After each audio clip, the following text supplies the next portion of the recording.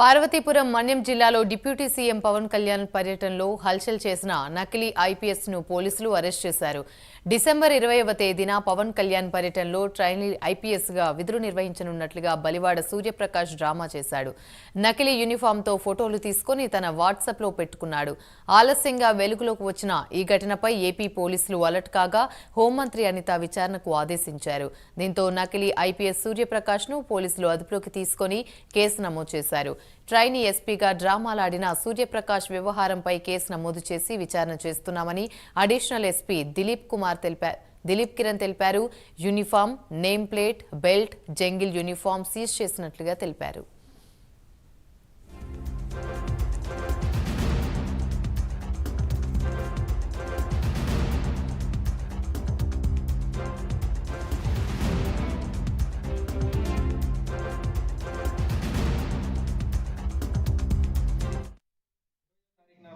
మక్కువ police station పరిధిలో ఉన్నటువంటి బాబుజల్ల విలేజ్కి డిప్యూటీ సీఎం గారి పర్యటన జరిగింది.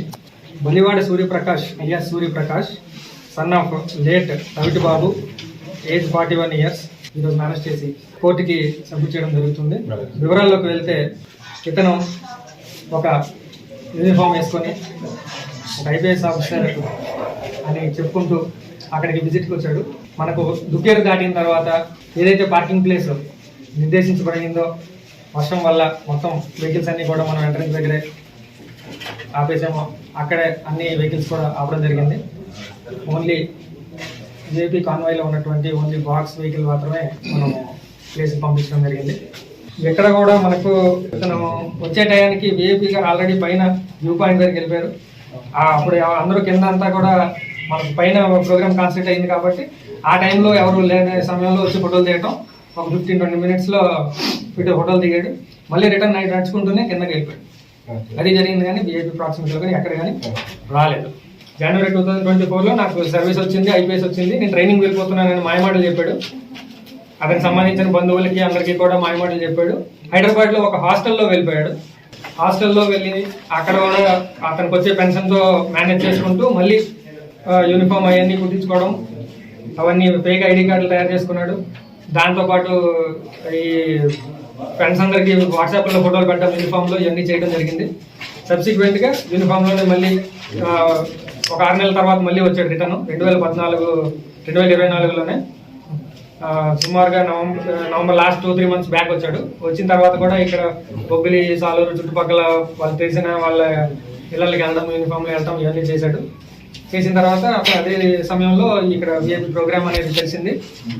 కేవలం మళ్ళీ ఫోటోలు తీసుకోవాలి, ఫ్రెండ్స్ పంపాలి, ఒక ఈ ఫ్యాసినేషన్ మీద విఐపీ ప్రోగ్రామ్ ప్రాక్సిమిటీలోకి వచ్చాడు. వచ్చి ఈ బందోబస్తు చేసినటువంటి సిబ్బందితో ఫోటోలు దిగి అవన్నీ కూడా వాట్సాప్లో పెట్టడము. ఏంటంటే ఫేక్ చేసి అందరినీ నమ్మించి ఏదైనా మోసం చేయాలి, అతను రావాల్సిన ఈ దురుద్దేశం ఏదైతే ఉందో, ఆ ల్యాండ్కి సంబంధించిన ఏదైనా సాల్వ్ చేసుకోవాలనే ఉద్దేశం ఉందో, ఇవన్నీ కూడా చూసుకుంటూ ఈ కార్యక్రమం అతను చేయడం జరిగింది. యాక్సెస్ కంట్రోల్ దగ్గరే మనము అందరితో పాటు స్టాప్ చేయడం జరిగింది.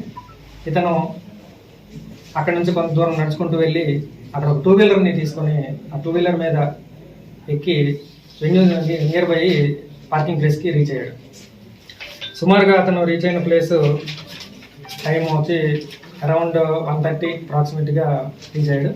రీచ్ అయిన తర్వాత అక్కడ ఉన్నటువంటి ఆల్రెడీ అప్పుడు విఐపీ గారు మనకు పైన వ్యూ పాయింట్, ఏదైతే వ్యూ పాయింట్ దగ్గర విజిట్ జరుగుతుందో, విలేజర్స్ విజిట్ జరుగుతుందో, అక్కడికి రీచ్ అయిపోయిన తర్వాత ఈ పర్సన్ ఆ వెన్యూ దగ్గరికి, పార్కింగ్ ప్లేసెస్ దగ్గరికి వచ్చాడు. వచ్చిన తర్వాత అక్కడ ఉన్నటువంటి సిబ్బంది ఎవరైతే కానిస్టేబుల్స్ బందోబస్తు చేస్తుంటారో వాళ్ళతో పాటు అతని సెల్ ఫోన్లో కొన్ని ఫోటోలు తీసుకోవడం చేసి, తర్వాత అప్పటికి ఇనాగ్రేషన్ అయిపోయింది కాబట్టి ఇనాగ్రేషన్లో ఉన్నటువంటి ఆ బ్రేక్ దగ్గరికి వెళ్ళి ఫోటో తీసుకోవడం చేశాడు. చేసిన తర్వాత ఇమీడియట్గా ఒక కాసేపట్లో మళ్ళీ నడుచుకుంటూ కిందకి వెళ్ళిపోయిన తర్వాత సాలూరుకి రీచ్ అయిపోయాడు.